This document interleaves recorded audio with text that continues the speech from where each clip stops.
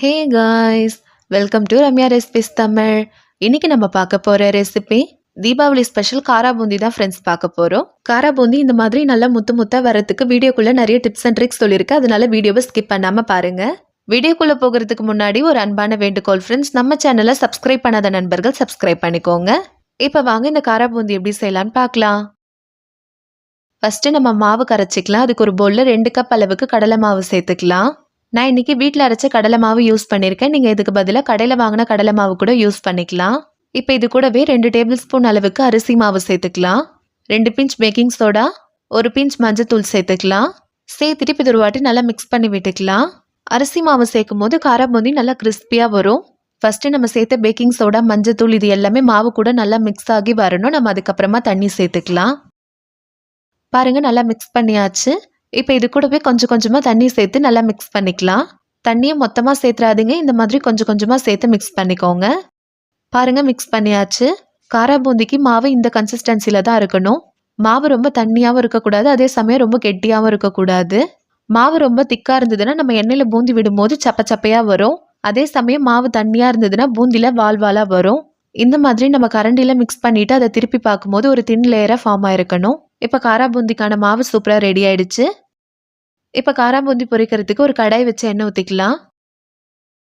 இப்போ எண்ணெய் நல்லா சூடாயிடுச்சான்னு செக் பண்ணி பார்க்கலாம். இப்போ நம்ம கரைச்சி வச்ச மாவுலேருந்து ஒரு சொட்டு எடுத்து இந்த மாதிரி எண்ணெயில் விட்டு பார்க்கணும். இந்த மாதிரி மாவு நம்ம விட்ட உடனே டக்குன்னு ஃப்ரை ஆகி மேலே வரணும். எண்ணெய் இந்த அளவுக்கு நல்லா சூடாக இருக்கணும்.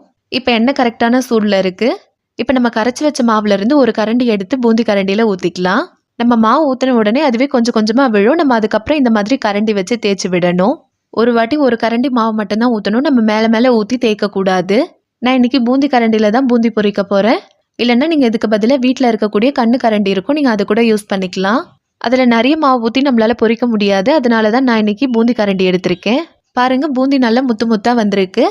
இது ஃப்ரை ஆகிறதுக்கு ரொம்ப நேரம்லாம் எடுத்துக்காது, ஒரு 2லேருந்து 3 நிமிஷம் போல் இருந்தாலே போதும், நல்லா ஃப்ரை ஆகிடும். பாருங்கள், இப்போ இது நல்லா ஃப்ரை ஆகிடுச்சு. இப்போ இதை எடுத்துடலாம்.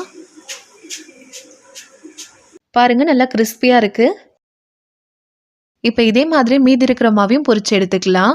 நம்ம மாவு ஊற்றும் போது எண்ணெய் நல்லா சூடாக இருந்ததுனா தான் இந்த மாதிரி நல்லா முத்து முத்தாக பூந்தி வரும். இப்போ நான் எல்லா மாவுமே பொரிச்சு எடுத்து வச்சுட்டேன். இப்போ அதில் சேர்க்கக்கூடிய பொருட்கள் எல்லாம் நம்ம ஃப்ரை பண்ணி எடுத்துக்கலாம். இப்போ இந்த மாதிரி கரண்டியில் 2 டேபிள் ஸ்பூன் அளவுக்கு வறுக்காத வேர்க்கடலை எடுத்து வச்சுருக்கேன். இது ஆயிலில் சேர்த்துக்கலாம். நம்ம டைரெக்டாக ஆயிலில் கூட சேர்த்து ஃப்ரை பண்ணலாம், ஆனால் இந்த மாதிரி நம்ம கரண்டியில் வச்சு ஃப்ரை பண்ணும்போது எடுக்கிறதுக்கு ஈஸியாக இருக்கும். பாருங்கள், இப்போ வேர்க்கடலை நல்லா ஃப்ரை ஆகிடுச்சு. இப்போ இதை எடுத்துடலாம். இப்போ 10 பல் பூண்டை நல்லா தட்டி எடுத்து வச்சுருக்கேன், அதையும் ஆயிலில் ஃப்ரை பண்ணிக்கலாம். இந்த காரம் பூந்திக்கு நல்லா டேஸ்ட்டு கொடுக்குறதே இந்த பூண்டு தான். பூண்டு நல்லா பொன்னிறமாக வரணும், அது வரல நல்லா ஃப்ரை பண்ணிக்கலாம்.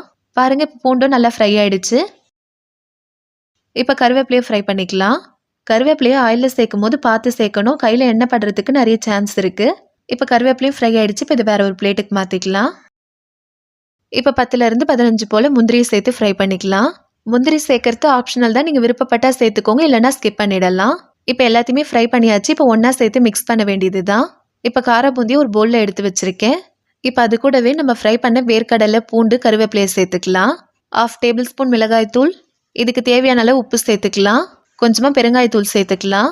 ஃபஸ்ட்டு மிளகாய்த்தூளும் உப்பு கொஞ்சமாக சேர்த்து மிக்ஸ் பண்ணிவிட்டு டேஸ்ட் பண்ணி பாருங்கள். தேவைப்பட்டதுன்னா இன்னும் கொஞ்சம் கூட சேர்த்துக்கோங்க.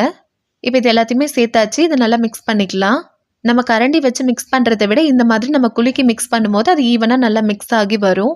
இப்போ இது கூடவே நம்ம வறுத்து வச்சுருக்க முந்திரியை சேர்த்துக்கலாம். சேர்த்துட்டு இதை மறுபடியும் ஒரு வாட்டி குலுக்கி விட்டுக்கலாம். பாருங்கள், காரா பூந்தி நல்லா கிறிஸ்பியாக இருக்குது. இப்போ நம்மளுடைய காரா பூந்தி சூப்பராக ரெடி ஆகிடுச்சு. அவ்வளோதான் ஃப்ரெண்ட்ஸ், நம்மளோட ரொம்பவே சூப்பரான காரா பூந்தி ரெடி ஆகிடுச்சு. நீங்கள் விருப்பப்பட்டீங்கன்னா இது கூடவே பொட்டுக்கடலையும் ஃப்ரை பண்ணி சேர்க்கலாம். நான் இன்றைக்கி சேர்க்கலை. நம்ம வீட்டில் செய்கிறதுல ஒரே அட்வான்டேஜ் என்னென்னா நம்மளுக்கு விருப்பமான பொருளை எக்ஸ்ட்ரா சேர்த்துக்கலாம். நம்மளுக்கு காரா பூந்தியில் வேர்க்கடலை அப்படி இல்லைனா முந்திரி எது ரொம்ப பிடிக்குமோ நம்ம அதை எக்ஸ்ட்ரா ஃப்ரை பண்ணி சேர்த்துக்கலாம். இது நல்லா ஒரு ஏர்டைட் கண்டெய்னரில் நம்ம ஸ்டோர் பண்ணி வச்சுக்கலாம். 10 நாள் ஆனாலும் கெட்டு போகாது. நம்ம மாவை மட்டும் கரெக்டாக மிக்ஸ் பண்ணிட்டோன்னா போதும். இது செய்கிறது ரொம்பவே ஈஸி. இந்த வீடியோ உங்களுக்கு பிடிச்சிருந்துன்னா லைக் பண்ணுங்கள், கமெண்ட் பண்ணுங்கள், ஷேர் பண்ணுங்கள். மறக்காமல் நம்ம சேனலை சப்ஸ்கிரைப் பண்ணிக்கோங்க. தேங்க்யூ.